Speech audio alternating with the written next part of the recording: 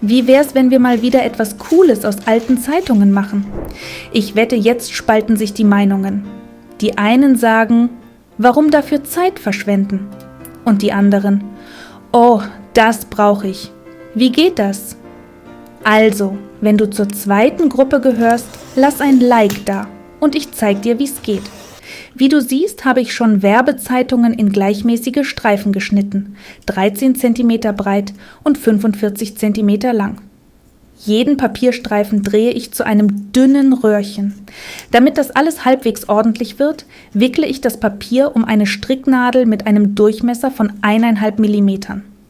Ich fange an, das Papier von der Ecke her um die Nadel zu rollen und drehe es dann Stück für Stück mit den Fingern zu einem Röhrchen. Am Ende vergiss nicht, einen Tropfen Kleber auf die Ecke des Papiers zu geben, damit sich das Zeitungsröhrchen nicht öffnet, und ziehe die Stricknadel heraus.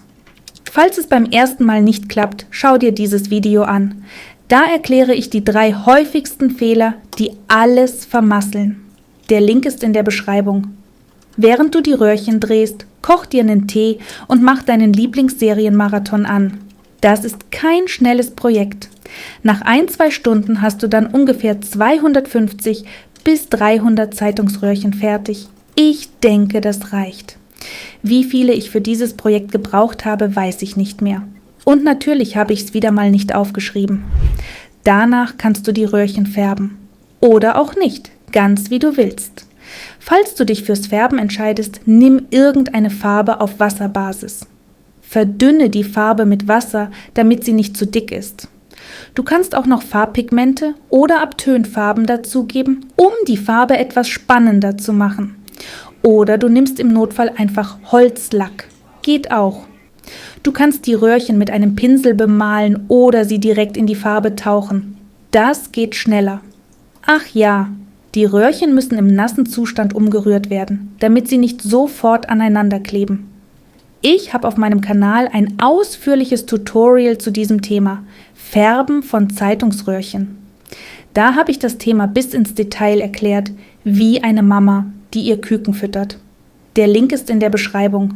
Ich habe hier noch gefärbte Röhrchen rumliegen, die ich letztes Jahr nach genau diesen Rezepten gemacht habe.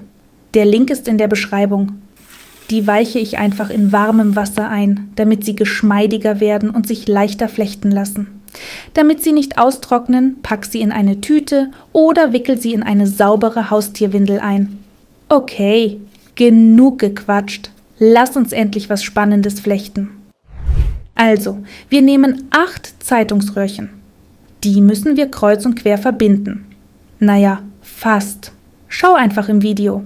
Im Inneren des Kreuzes machen wir einfach eine einfache Flechtung, die ist nicht schwer.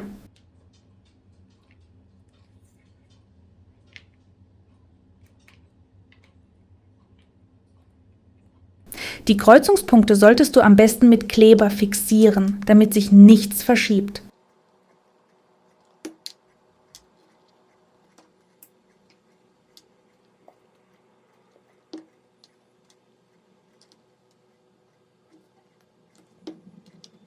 Und dann stell das Ganze unter einen Pressen, bis der Kleber vollständig getrocknet ist.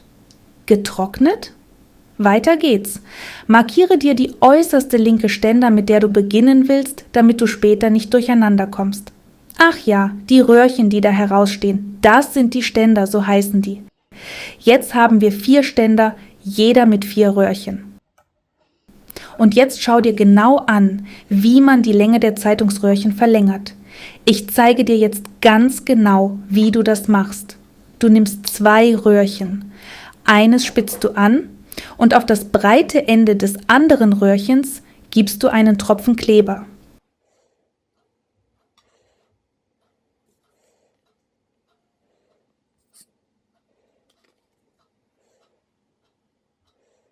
Dann steckst du das schmale Ende in das breite, bis es ganz drin ist. Und voilà, du hast ein super langes Röhrchen. Hast du es dir gemerkt? Gut gemacht. Jetzt falte das super lange Röhrchen in der Mitte und lass uns mit dem Flechten anfangen. Wo war unser markierter Ständer? Ach, da ist er. Also, fang dort an. Nimm dein super langes Röhrchen, und wickle es um den Ständer, so dass die Hälfte unter dem Ständer und die andere Hälfte darüber ist. Jetzt flechten wir mit diesen beiden Enden im Kreis. Wir beginnen mit dem Muster gerader Zopf mit 2 Röhrchen. Es wird mit beiden Röhrchen gleichzeitig geflochten. Wenn du nicht weißt, wie man dieses Muster flechtet, erkläre ich es dir jetzt. Also, pass auf, das Röhrchen, das unter dem Ständer war, führst du nach oben und legst es über den nächsten Ständer. Und das oben war, führst du unter den Ständer. Verstanden? Lass uns das nochmal machen. Das, was unter dem Ständer ist, führe es nach oben. Das, was über dem Ständer ist, führe es unter den Ständer. Super, weiter so.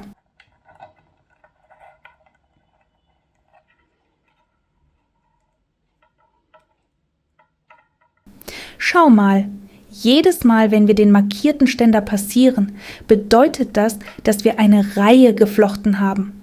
Glückwunsch! Jetzt ändern wir nichts, wir flechten einfach weiter mit dem gleichen Muster.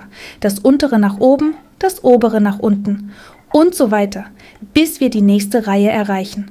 Dann zeige ich dir, was wir als nächstes machen. Also, nicht trödeln, arbeiten!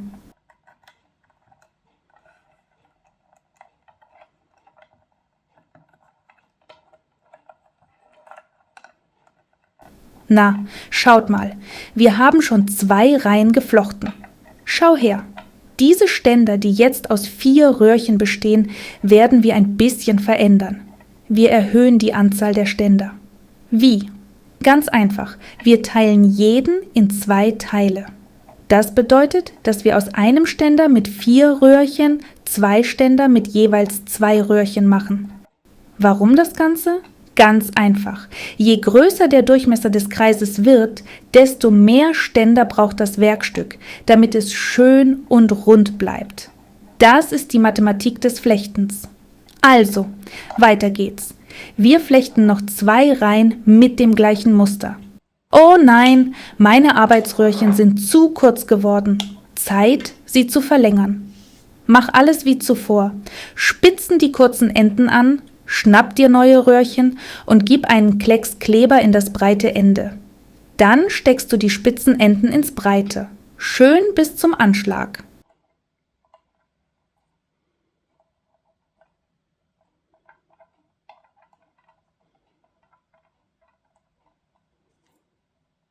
Fertig. Die Arbeitsröhrchen sind wieder schön lang. Ich hoffe, du hast dir den Prozess mittlerweile gemerkt, denn ich werde diese Verlängerungsschritte in Zukunft rausschneiden. Ist ja eh immer dasselbe. So, wir machen weiter und flechten noch 2 Reihen. Danach zeige ich dir, wie es weitergeht.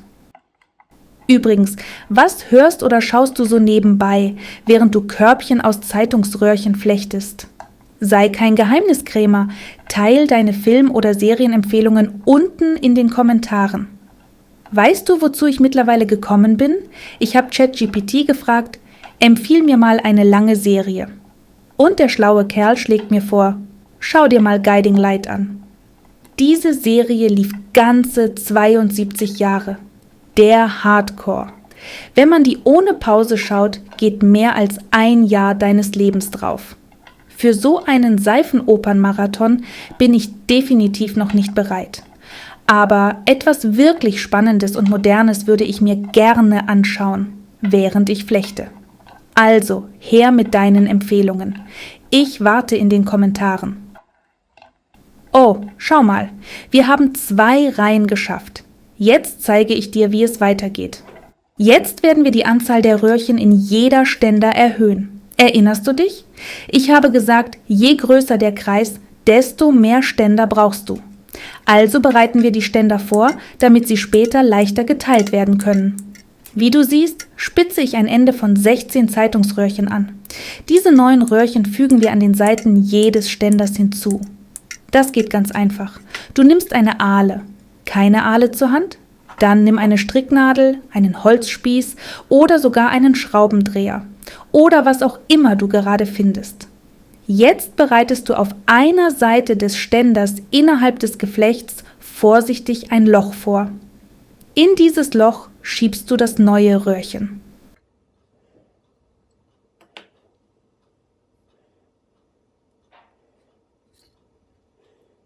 Dasselbe machst du auf der anderen Seite des Ständers.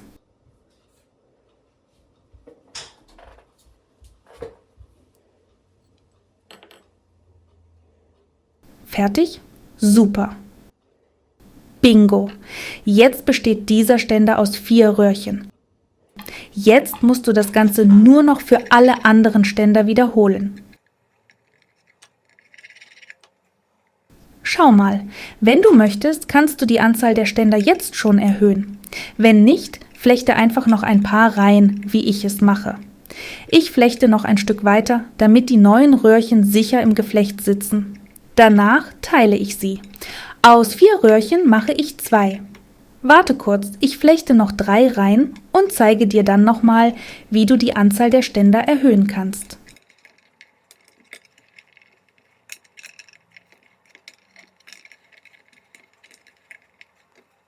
So, ich habe meine 3 Reihen geflochten. Jetzt ist es Zeit, die Ständer zu trennen. Keine Panik, alles nach dem alten Schema. Nimm die Ständer aus 4 Röhrchen und mach daraus doppelte. Dadurch wird die Anzahl der Ständer verdoppelt und unser Kreis wird nun endlich rund. Denn bisher sah er eher aus wie ein Bienenstock. Sobald du alle Ständer getrennt hast, flechte weiter. Der gleiche Muster. Wir ändern nichts. Ach ja, fast hätte ich es vergessen. Wir brauchen doch eine Form. Irgendetwas Zylindrisches, damit der Korb schön gleichmäßig wird. Das kann wirklich alles sein. Ein Blumentopf, eine Schüssel, ein Topf, eine Keksdose. Kurz gesagt, alles, was du umflechten kannst. Jetzt ist es wichtig, dass du einen Kreis im Durchmesser flechtest, der dem Boden deiner Form entspricht. Wenn du einen riesigen Korb machen willst, naja, du weißt ja, wie man die Ständer hinzufügt. Das kriegst du hin. Meine Form ist klein, also bleibt mir nicht mehr viel zu flechten. Übrigens, wenn die Form einen sanften Übergang vom Boden zu den Wänden hat, empfehle ich dir, den geflochtenen Boden schon zu fixieren, auch wenn er noch nicht den richtigen Durchmesser erreicht hat. Wahlweise mit Klebeband oder mit Faden. Ich benutze einen elastischen Verband. Während normale Menschen damit ihre Gelenke heilen, fixiere ich meine Körbchen. Eine wirklich nützliche Sache, sowohl für die Gesundheit als auch für das Flechten. Kann ich nur empfehlen. Kurz gesagt, ich fixiere den Boden an der Form und flechte direkt darauf weiter. Das hilft, den Moment nicht zu verpassen, wenn der Boden sanft in die Wände übergeht. Eigentlich könnten wir einfach mit dem gleichen Muster weitermachen, aber ich hatte Lust, etwas Neues auszuprobieren. Eine andere Farbe und ein neues Muster. Lass uns einen Zopf flechten. Mein Plan war, dass das Zopfmuster direkt am Boden der Körbchen sichtbar wird. Aber, naja, das habe ich wohl etwas verpeilt. Am Ende sieht man den Zopf bei meiner Körbchenkreation kaum. Naja, egal, passiert den Besten. Okay, ich zeige dir jetzt, wie man diesen Zopf flechtet. Ob du ihn machen willst oder doch beim Alten bleibst, ist natürlich ganz dir überlassen. Als erstes wechseln wir die Farbe der Arbeitsröhrchen. Das geht am einfachsten, indem du einfach die Röhrchen mit der neuen Farbe verlängerst. Damit der Übergang unsichtbar bleibt, versteckst du die Verbindung hinter einer Ständer. Ich markiere, wo das Röhrchen hinter dem Ständer liegt, schneide es dort ab und verlängere es mit der neuen Farbe.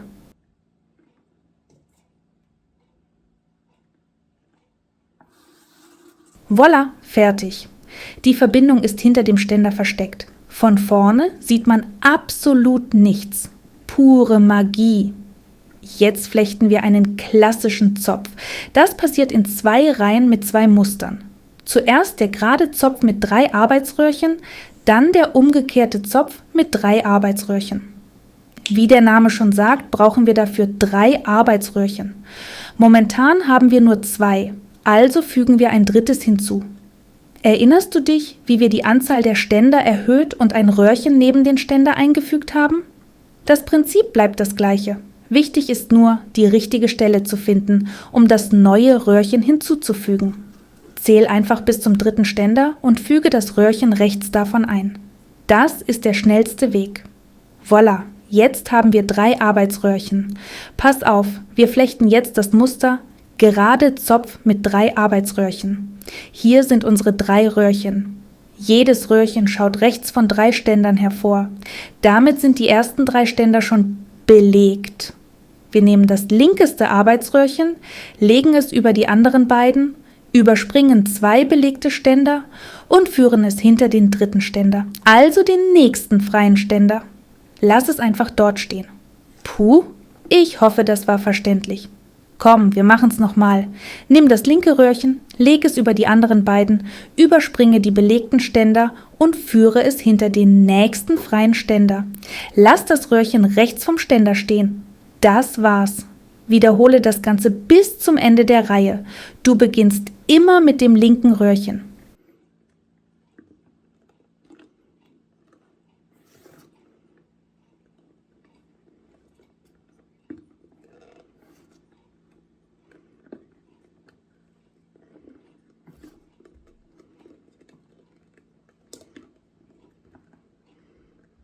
Ach ja, damit alles ordentlich aussieht, versteckst du die Verlängerungen auch hinter den Ständern.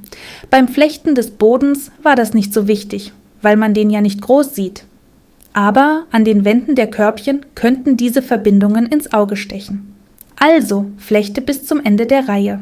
Danach zeige ich dir, wie du die Reihe abschließt und zum neuen Muster übergehst.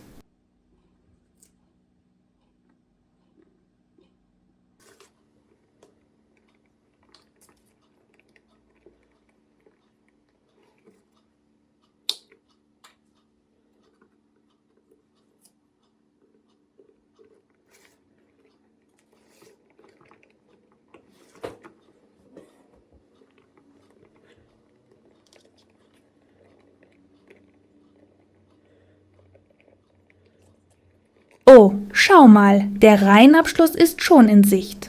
Lass uns die Reihe schließen, damit das Muster schön nahtlos wird und weder Anfang noch Ende zu sehen sind. Wie du siehst, bin ich direkt vor der markierten Ständer stehen geblieben. Jetzt zählen wir 3 Ständer ab, die markierte mitgezählt. Und jetzt aufgepasst, das ganz rechte Arbeitsröhrchen überspringt 2 Ständer und geht hinter dem dritten. Perfekt, weiter geht's. Nimm wieder das ganz rechte Röhrchen. Diesmal führst du sie vor ein paar Ständern vorbei, so dass sie hinter dem zweiten Ständer von der Markierung aus landet. Und zum Schluss wird das letzte Röhrchen hinter den markierten Ständer gelegt. Klingt kompliziert? Schau einfach aufmerksam ins Video. Es ist alles drauf. Ich habe endlich alles perfekt aufgenommen. Denn früher habe ich mich ständig vertan, welches Röhrchen hinter welchem war. So, die Reihe ist geschlossen. Jetzt verlängere ich schnell die Röhrchen und zeige dir, wie das Muster umgekehrter Zopf mit 3 Röhrchen geflochten wird.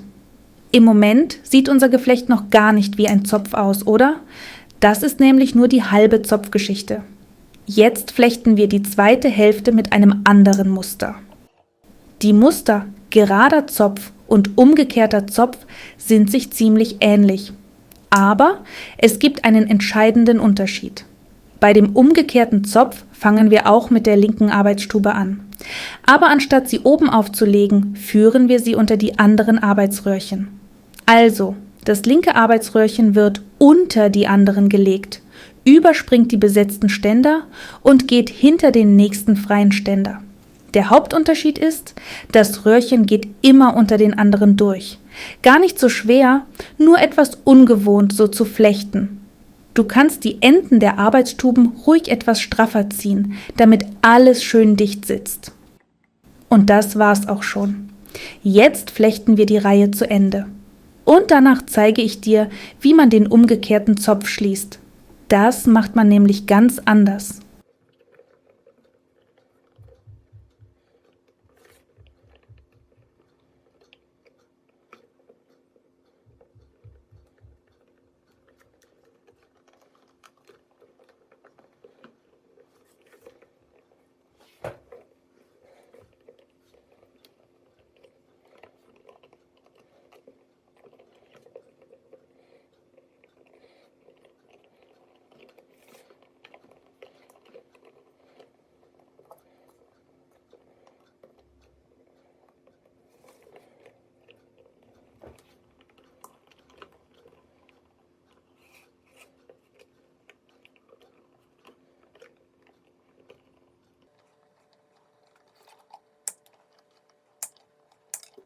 Na, schau mal, die Zopfstruktur wird jetzt immer deutlicher sichtbar.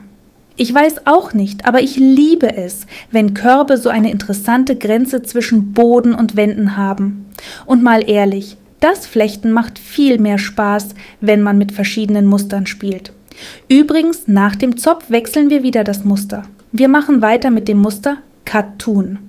Aber erstmal schließen wir diesen Zopf ab. Also, sei besonders aufmerksam, denn wir wechseln nicht nur das Muster, sondern auch die Farbe der Röhrchen. Die Röhrchen werden wieder braun. Also, wir halten wieder vor dem markierten Ständer an. Der Abschluss des Musters umgekehrter Zopf beginnt mit dem linken Arbeitsröhrchen. Dieses wird genauso geführt wie bisher, unter den anderen Röhrchen und hinter den markierten Ständer.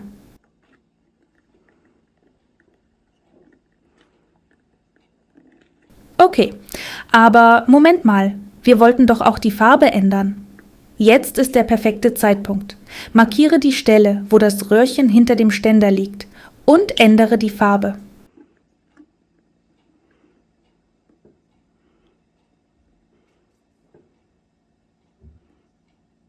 Farbe geändert? Dann bring das Röhrchen zurück an seinen Platz, unter den anderen Röhrchen und hinter den markierten Ständer. So, jetzt sieht es gut aus. Jetzt nehmen wir das nächste linke Röhrchen.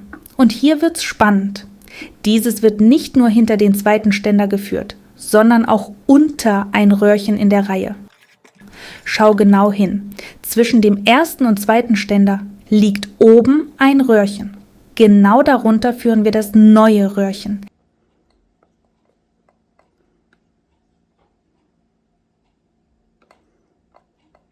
Dann ziehst du es durch und führst es hinter den zweiten Ständer.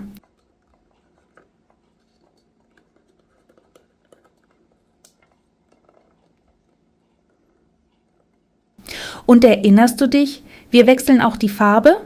Also gehen wir einen Schritt zurück, damit wir die Farbe problemlos anpassen können.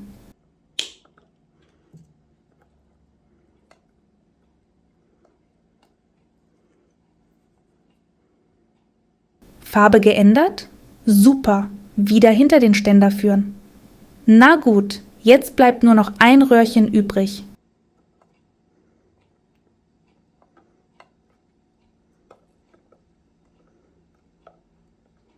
Das platzieren wir hinter dem dritten Ständer und unter zwei Röhrchen zwischen den Ständern. Schau genau hin, ich hebe diese beiden Röhrchen mit der Ahle an. Genau darunter muss das letzte Röhrchen geführt werden.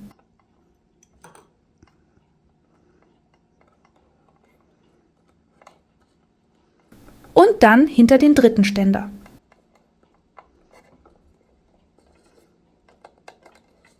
Auch das letzte Röhrchen bekommt eine neue Farbe.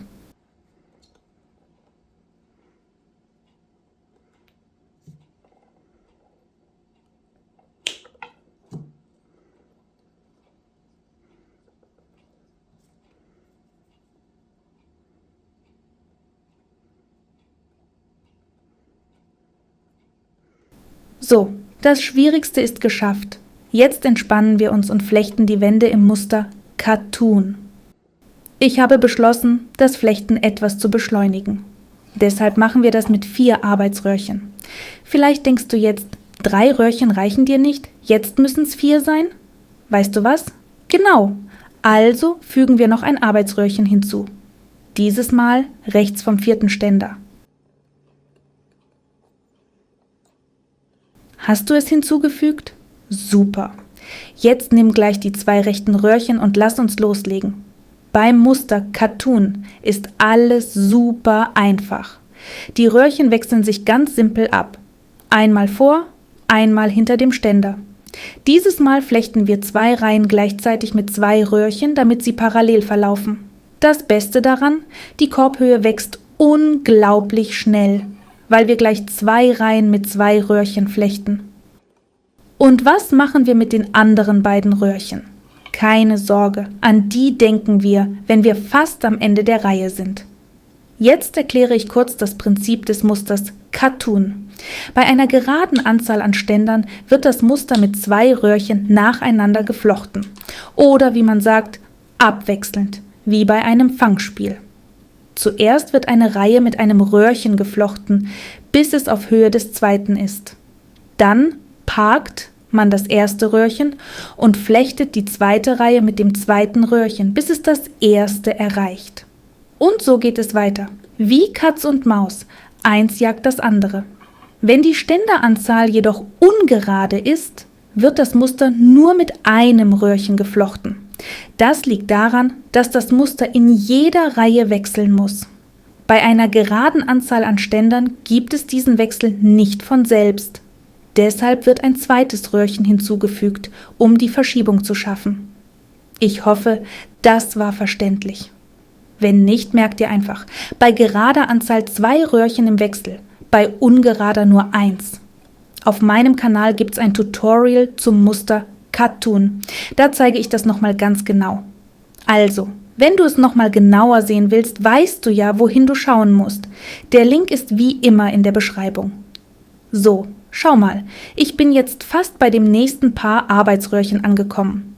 Das erste Paar lasse ich liegen und fange mit dem zweiten Paar Arbeitsröhrchen an zu flechten. Pass beim allerersten Schritt gut auf, denn damit legst du die Verschiebung des Musters fest. Wenn im vorherigen Reihen die erste Arbeitsröhrchenpaar vor dem Ständer war, wird dieses Paar hinter dem Ständer geführt. Und voilà, jetzt flechten wir bis zur gewünschten Höhe der Körbchenwand. Also ich habe jetzt schon mit dem Flechten der Wände begonnen. Die Ständer müssen dabei eng an die Form gedrückt werden, aber sie stoßen gegen den Tisch. Deshalb baue ich mir hier so einen Turm aus Töpfen. Damit geht das Flechten leichter. Aber über Kopf zu flechten war gar nicht leichter. Wenn ich den Korb umdrehe, fallen die Ständer auf mich, weil sie noch feucht sind. Deshalb mache ich es wie so oft. Bevor ich mit dem richtigen Flechten der Wände beginne, lasse ich die Ständer in vertikaler Position komplett trocknen. Damit die Ständer noch enger anliegen, wickele ich sie mit einem elastischen Verband fest und lasse den Korb so trocknen. Schau mal, sobald die Ständer komplett trocken sind, stehen sie perfekt aufrecht und kippen nicht in alle Richtungen. Das Flechten wird dadurch viel einfacher. So, dann flechte einfach weiter, bis zur gewünschten Höhe. Oh, da fällt mir noch was ein. Aber ich denke, du kannst dir schon selbst denken, was in dieser Situation zu tun ist. Einige Ständer sind jetzt zu kurz und eindeutig niedriger als die geplante Höhe des Korbes. Also verlängere ich die Ständer einfach genauso wie die Arbeitsröhrchen.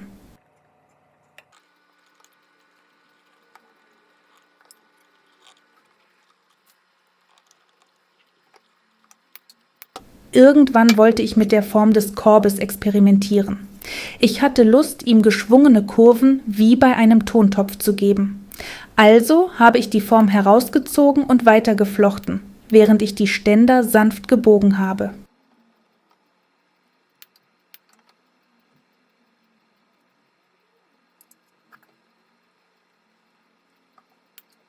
Dann wurde mir irgendwann das Muster Cut-Tun mit den doppelten Röhrchen zu langweilig.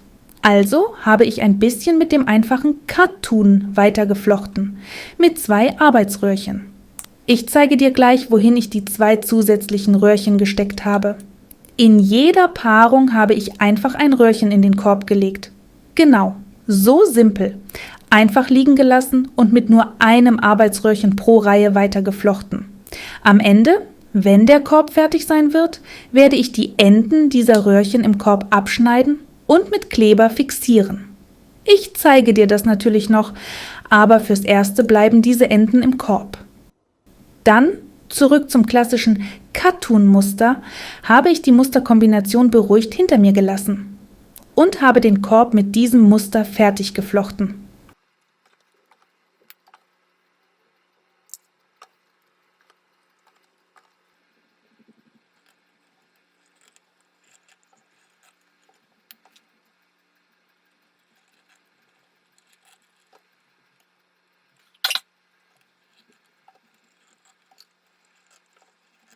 Schau mal, ein paar Reihen vor der gewünschten Höhe machst du alle Ständer einsträngig. Die längeren lässt du stehen und die kürzeren schneidest du bündig ab. Dann flechtest du noch ein paar Reihen. Mit einsträngigen Ständern lässt sich der Randabschluss einfacher machen. Wir werden die Flechtung im Stil Umwicklung abschließen. Das ist meiner Meinung nach der minimalistischste und eleganteste Randabschluss. Und er ist bei runden Körben super einfach zu machen. Na, bist du mit der Höhe deines Korbes zufrieden? Dann lass uns das Flechten beenden. Als erstes verstecken wir die Arbeitsröhrchen. Das erste Arbeitsröhrchen wird links von einem Ständer ins Geflecht geschoben.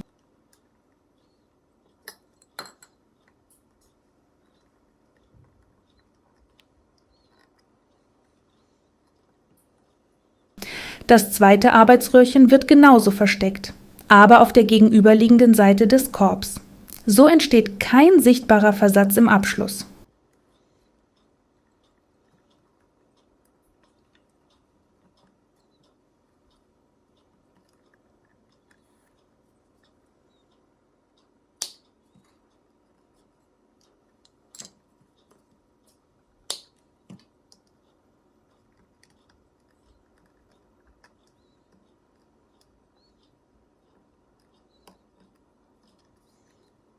Nun, der letzte Schritt ist, alle Ständer in einen schönen Randabschluss zu verstecken.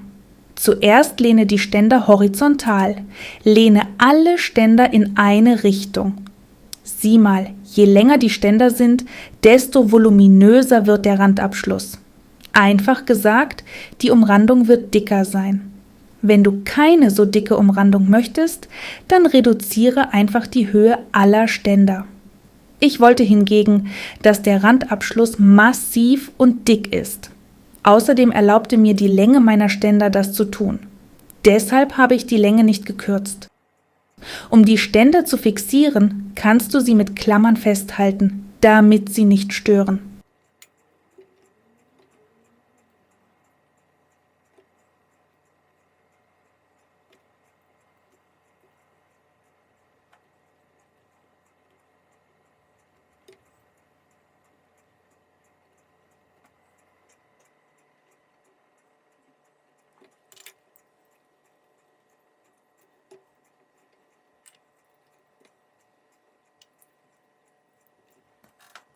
Dann wickeln wir einfach alle diese horizontalen Ständer mit einem neuen Arbeitsröhrchen ein.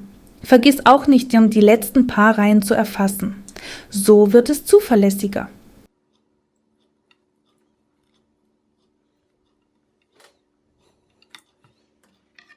Drücke die Ständer an die letzte Reihe und wickle einfach das neue Arbeitsröhrchen fest im Kreis, bis der Kreis geschlossen ist. Ich werde wahrscheinlich nicht zu ausführlich über diesen Randabschluss sprechen. Er ist wirklich sehr einfach. Aber wenn dir trotzdem Informationen über alle Details und Schritte fehlen, die während dieses Randabschlusses passieren, schau dir mein ausführliches Tutorial dazu an. Wie immer sind alle Links in der Beschreibung.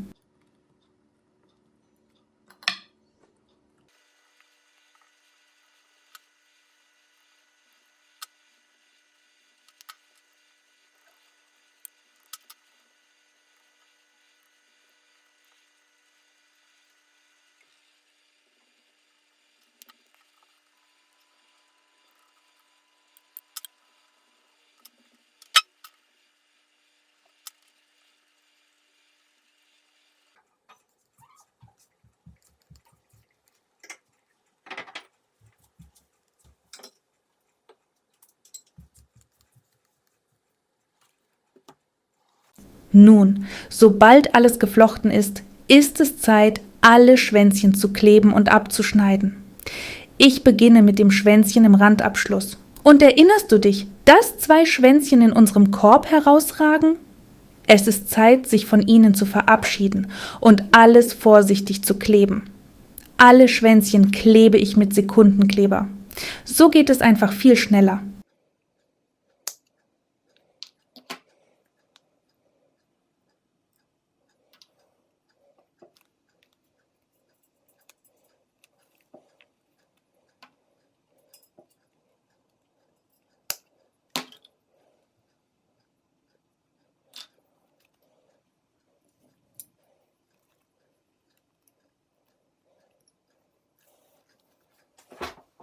Nun, hier ist unser Korb fertig, obwohl er irgendwie langweilig aussieht. Und schau, wie lustig er wackelt. Wenn ich ihn jetzt mit Holzlack lackiere, werden alle Verflechtungen fest fixiert und er wird nicht mehr wackeln. Aber was ist mit der Tatsache, dass er so langweilig ist?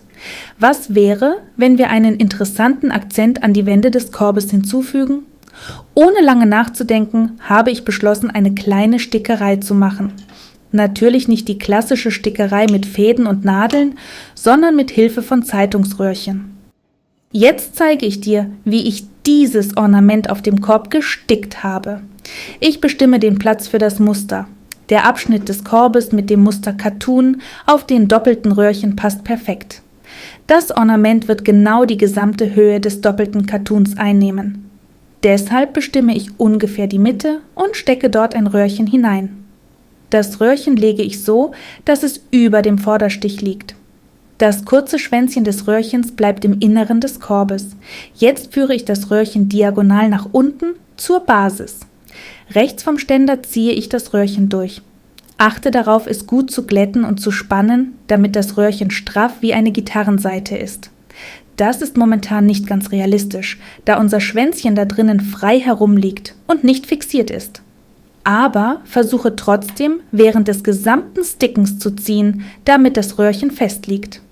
Also, jetzt ziehen wir das lange Schwänzchen aus dem Inneren des Korbes in der gleichen Reihe, aber nur links vom Ständer. Und wieder führen wir das Röhrchen diagonal nach oben zur nächsten Ständer. Achte darauf, das Röhrchen in der gleichen Reihe einzufügen oder anders gesagt auf der gleichen Höhe, von wo wir angefangen haben. Und jetzt ziehen wir das Röhrchen wieder aus dem Inneren des Korbes nach außen, diesmal rechts vom Ständer. Und das war's. Das ist das gesamte Ornament. Es ist leicht zu merken, oben verläuft das Röhrchen parallel zum Muster Katun und unten macht es eine Schlaufe. Und das war's. Irgendwie erinnert mich das an Stickerei. Obwohl ich nicht sticken kann, gefallen mir diese Stiche mit dem Röhrchen sehr. Übrigens, kannst du sticken?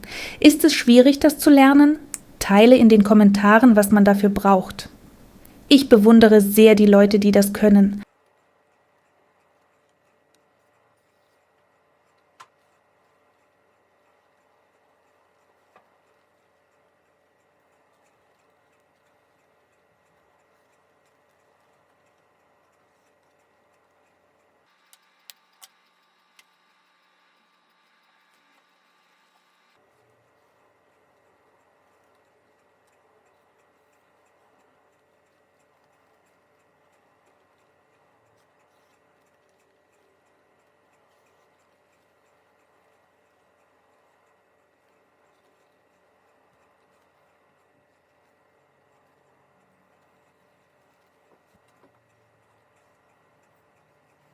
Also, wie du siehst, wird die erste Reihe ganz einfach gestickt und alle folgenden Reihen werden identisch geflochten.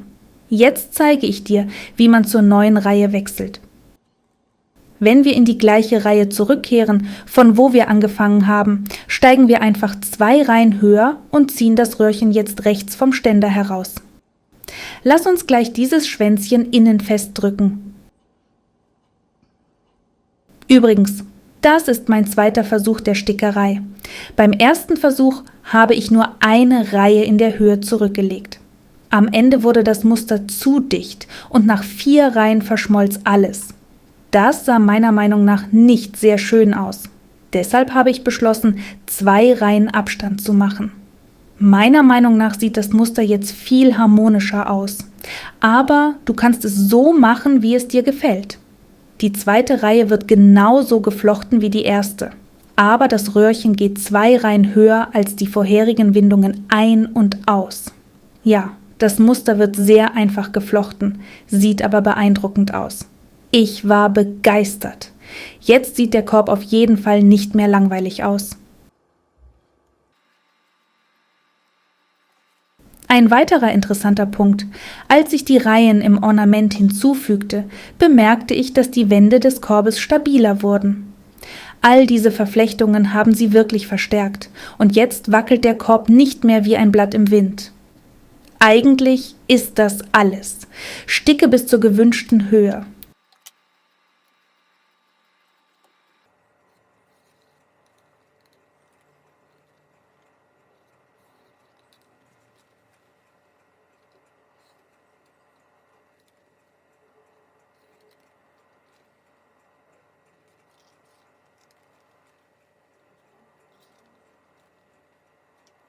Ach ja, ab der 4. Reihe schien es mir, dass die unteren Windungen zu stark auseinandergehen. Deshalb habe ich das Röhrchen ein wenig anders eingeführt. Nicht über alle vorherigen Windungen, sondern nur über die letzten 2. Uff, ich weiß nicht, wie ich meine Logik in Worte fassen soll. Jetzt schaue ich es mir an und verstehe, dass ich mir darüber keine Gedanken hätte machen müssen. Der Abstand zwischen den Ständern und die verbleibende Höhe des Ornamentes erlaubten es durchaus, breiter zu gehen. Aber in dem Moment wollte ich das irgendwie nicht.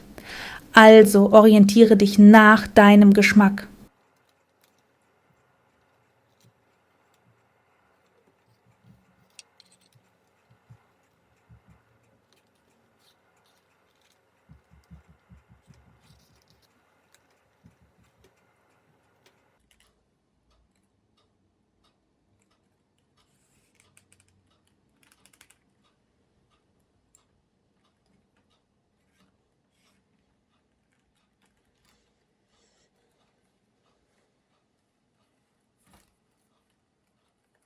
Nun, das war's. Die Stickerei ist abgeschlossen. Es bleibt nur noch, die Schwänzchen zu kleben und abzuschneiden.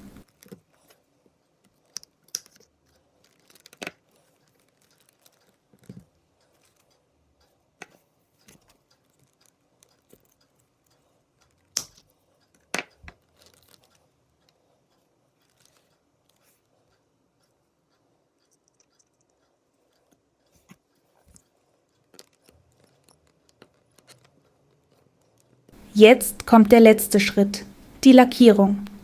Ich lackiere den Korb einfach mit transparentem Holzlack, der mit Wasser verdünnt ist. Ich streiche gründlich, damit die Lösung in alle Verflechtungen eindringt. Wenn der Lack trocken ist, bildet er eine dünne Schutzschicht. Also, obwohl dieser Korb komplett aus alten Werbezeitungen geflochten ist, kann man ihn sogar in kaltem Wasser waschen. Und sogar in Seifenlösung. Wichtig ist, keine harten Bürsten und abrasiven Mittel zu verwenden. Normale Flüssigseife, ein weicher Schwamm und ein Wasserstrahl. Die perfekte Kombination für die Pflege. Nach all den Wasserbehandlungen solltest du den Korb unbedingt vollständig trocknen lassen und er wird dir lange Freude bereiten. Nun, das ist alles von mir. Ich hoffe, es hat dir gefallen. Gib einen Daumen hoch für meine Mühe. Teile das Video mit Freunden und abonniere natürlich den Kanal, wenn du das noch nicht getan hast. Bis zum nächsten Video. Tschüss!